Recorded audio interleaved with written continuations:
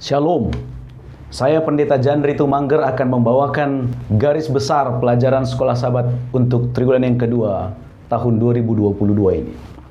Judul pelajaran kita adalah kejatuhan. Untuk memudahkan kita melihat garis besarnya, saya akan membaginya kepada 3 bagian.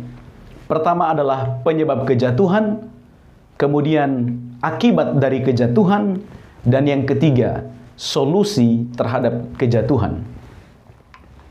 Bagian pertama, penyebab kejatuhan. Kejadian pasal 2 ayat 16 katakan, semua pohon dalam taman ini boleh kau makan buahnya dengan bebas.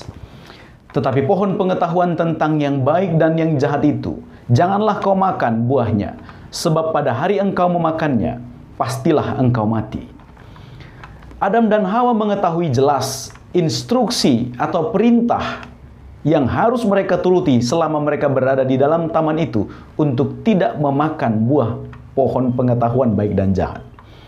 Tetapi masalahnya adalah, di dalam taman itu pula terdapat juga setan yang menggunakan ular untuk memperdaya Hawa. Kitab 2 Korintus pasal 11 ayat 3 katakan, tetapi aku takut, kalau pikiran kamu disesatkan dari kesetiaan kamu yang sejati kepada Kristus, sama seperti Hawa diperdayakan oleh ular itu dengan kelicikannya. Sekarang kita mendapat informasi, ular yang digunakan oleh setan itu dikatakan licik. Secara tidak langsung sebenarnya, ayat ini mengatakan setan dengan kelicikannya berhasil memperdaya Hawa. Apa kelicikan setan? Pertama, setan tampil di hadapan Hawa seperti seorang teman, seperti seorang yang dekat dengan Tuhan. Padahal nyatanya, setan sudah menjadi musuh Tuhan. Yang kedua, setan tidak langsung membantah perkataan Hawa ketika berdialog tentang buah itu. Padahal sebelumnya, setan berani menentang dan membantah Tuhan atas peraturan Tuhan. Yang ketiga, setan menawarkan keabadian jika Hawa memakan buah itu, padahal yang sebenarnya ganjarannya adalah kematian. Lihat betapa liciknya setan. Setan akan melakukan apa saja agar rencananya berhasil. Apa yang terjadi? Hawa diperdaya oleh setan. Mari kita melihat Kejadian pasal 1 ayat 31 katakan, kemudian Allah melihat semua yang diciptakannya itu sungguh amat baik. Kemudian Kejadian pasal 3 ayat 6, perempuan itu melihat buah itu baik untuk dimakan. Dua-duanya mengandung kata baik.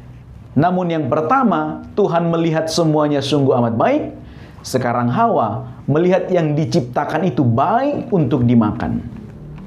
Pelajaran minggu lalu, kita mendengar bahwa ciptaan itu disebut baik ketika dia berjalan sesuai fungsinya masing-masing.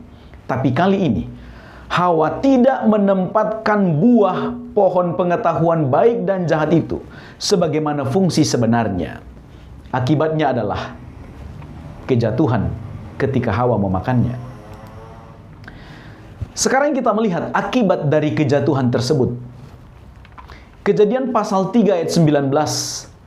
Dengan berpeluh engkau akan mencari makananmu, sampai engkau kembali lagi menjadi tanah, karena dari situlah engkau diambil. Ganjaran pertama, akibat dari kejatuhan adalah ancaman kematian. Kemudian Kejadian 3 ayat yang ke-22. Berfirmanlah Tuhan, sesungguhnya manusia itu telah menjadi seperti salah satu dari kita, tahu tentang yang jahat. Maka sekarang janganlah sampai ia mengulurkan tangannya dan mengambil pula dari buah pohon kehidupan itu dan memakannya, sehingga ia hidup untuk selama-lamanya. Alkitab mengatakan, akibatnya mereka terusir dari Taman Eden. Mereka tidak dapat lagi masuk ke dalam taman itu. Dan akibat yang ketiga, hubungan langsung mereka dengan Tuhan pun menjadi terputus. Itulah yang menjadi akibat dari kejatuhan. Coba kita perhatikan. Penciptaan yang Tuhan lakukan menghasilkan kehidupan, penghargaan, kebaikan, dan berkat. Tetapi karena kejatuhan sudah terjadi, akibatnya kejatuhan menghasilkan kematian, kejahatan, dan kutukan. Apa akibat dosa? Akibat dari kejatuhan selain yang tadi kita sudah dengarkan bersama-sama. Yang terjadi adalah Adam dan Hawa merasakan ketakutan dalam Kejadian 3 ayat 10. Ia menjawab, ketika aku mendengar bahwa engkau ada dalam taman itu, aku menjadi takut karena aku telanjang, sebab itu aku bersembunyi. Akibatnya, Adam dan Hawa menjadi takut, kemudian mereka bersembunyi. Dan yang berikut, karena kejatuhan sudah terjadi, manusia sudah melanggar perintah dan menjadi berdosa, mereka dengan mudah mempersalahkan orang lain. Kejadian 3 ayat 12-13, Adam mempersalahkan Hawa, Hawa mempersalahkan ular yang menggodanya. Secara tidak langsung, sebenarnya mereka sedang mempersalahkan Tuhan, Sang Pencipta segala sesuatu. Tetapi bukan hanya itu. Kejadian 3 ayat 14, ular itu dikutuk dan akhirnya dia akan berjalan dengan perutnya dan debu tanah menjadi makanannya. Kepada Hawa, Kejadian 3 ayat 16, susah payah ketika mengandung dan sakit ketika melahirkan. Kemudian kepada Adam, Kejadian 3 ayat 17 dan 18, Adam susah payah untuk mencari rejeki karena tanah sudah dikutuk, dan dengan berpeluh dia akan mencari nafkah sampai dia kembali lagi menjadi tanah. Mari perhatikan ini. Pada waktu Tuhan katakan kepada Adam, engkau akan kembali menjadi tanah, karena dari situlah engkau diambil.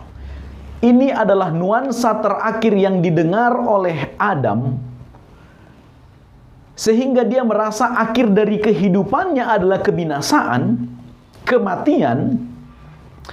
Lalu kemudian ketika dia melihat wanita yang di sampingnya, yang bersama-sama dengannya, Adam merasa bahwa lewat wanita ini ada harapan untuk meneruskan kehidupan melalui proses melahirkan.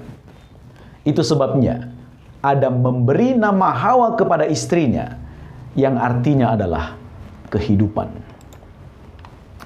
Kita masuk kepada poin yang ketiga, solusi terhadap kejatuhan. Kejadian 3 ayat 9 katakan, tetapi Tuhan Allah memanggil manusia itu dan berfirman kepadanya, di manakah engkau? Poin paling utama sebagai solusi terhadap kejatuhan adalah Tuhan berinisiatif mencari manusia. Tuhan berinisiatif hendak menolong manusia. Pertanyaan di manakah engkau sebetulnya bukan sedang bertanya tentang di mana lokasi Adam dan Hawa bersembunyi. Tetapi maksud dari pertanyaan ini adalah, apakah kamu sadar atas apa yang kamu lakukan? Di manakah engkau artinya sekarang di pihak siapa engkau Adam dan Hawa? Pertanyaan itu lebih kepada pertanyaan yang bertujuan untuk menyadarkan keadaan mereka atas apa yang mereka sudah lakukan. Kejadian pasal 3 ayat 15. Aku akan mengadakan permusuhan antara engkau dan perempuan ini, antara keturunanmu dan keturunannya. Keturunannya akan meremukkan kepalamu, dan engkau akan meremukkan tumitnya. Selain berita tentang kejatuhan, kita juga memiliki janji penyelamatan dari Tuhan. Janji Injil yang pertama yang kita temukan di dalam Alkitab adalah Kejadian 3 ayat 15, yang memberitahukan kepada kita bahwa sekalipun ada kejatuhan, Tuhan telah menyediakan jalan keluar, jalan penyelamatan bagi kita semua, yaitu dengan hadirnya Yesus ke dunia ini untuk menebus kita. Dan berdasarkan kalimat dalam Kejadian 3:15, untuk meremukkan kepala iblis itu. Inilah garis besar pelajaran sekolah sahabat kita. Biarlah kiranya kita dapat belajar dengan baik, berdiskusi dengan baik, dan harapan saya, harapan kita semua, kita akan menghindari perpecahan dalam diskusi kita, menghindari perdebatan, dan pastikan Tuhan dimuliakan dalam setiap diskusi yang kita lakukan. Dan juga pastikan kita semua beroleh berkat lewat pelajaran sekolah sahabat ini. Terima kasih, Tuhan memberkati kita semua.